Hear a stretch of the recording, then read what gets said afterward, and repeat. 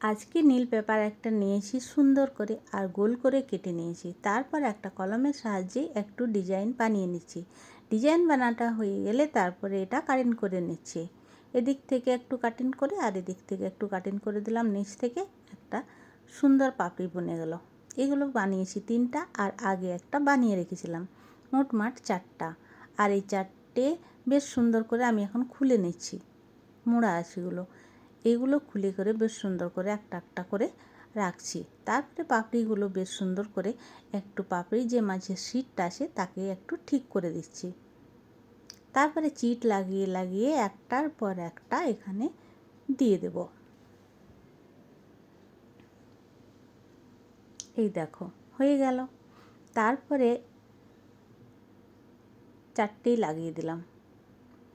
এরপর একটা হলুদ পেপার এখানে নিব আমি, এটা সাইডে রেখে দেব।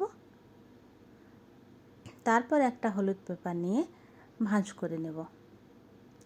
ভাঁজ করে নিয়ে যে দিকটা আমি ভাঁজ করেছি সেই দিকটা আমি এখন কাটব।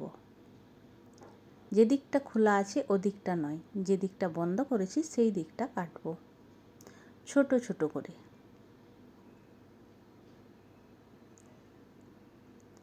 ছোট ছোট করে সুন্দর করে কেটে নিলাম। চিট লাগিয়ে এটা গোল গোল করে ঘুরিয়ে দিলাম, তারপরে রেখে দিলাম। ওটার সাইজে আর একটা পেপার নিয়ে নিলাম। যে দিকটা খোলা আছে এই পেপারটা কিন্তু তার উল্টো দিকটা কাটবো, যে দিকটা খোলা আছে সেই দিকটা কাটবো। আর তারপরে ওই হলুদ পেপারটার সাথে চিট লাগিয়ে ওটার সাথে আবার মুড়ে দেব।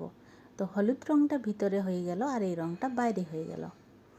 এরপর মাঝে এটাকে বসিয়ে দেব। পাপড়িগুলো হালকা করে উপরে টেনে টেনে দেব যাতে বেশ সুন্দর লাগে ফুলটা। তারপর একটা অন্য সবুজ কাগজ নিয়ে ছোট্ট এখানে পাতা বানিয়ে নিলাম 4টে।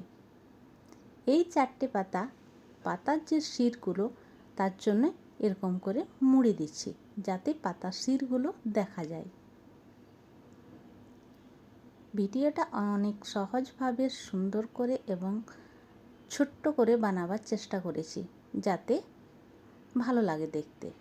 অন্য একটা পেপার নিয়ে গোল গোল করে ঘুরিয়ে উপরটা একটু চ্যাপ্টা করে সেখানে আমি ফুলটা বসিয়ে দিলাম। আর চিট লাগিয়ে দিয়ে আবার এই 4টে পাতা দুদিকে দুটো করে বসিয়ে দিলাম 2 জায়গায়। আর আমার কিন্তু এটা পুরো রেডি হয়ে গেল। ডাল, ফুল, পাতা। এই দেখো কত কম সময়ে এই ফুলটা বানানো হয়েছে। তোমরাও বানাও আর কেমন হয়েছে বলবে। ধন্যবাদ।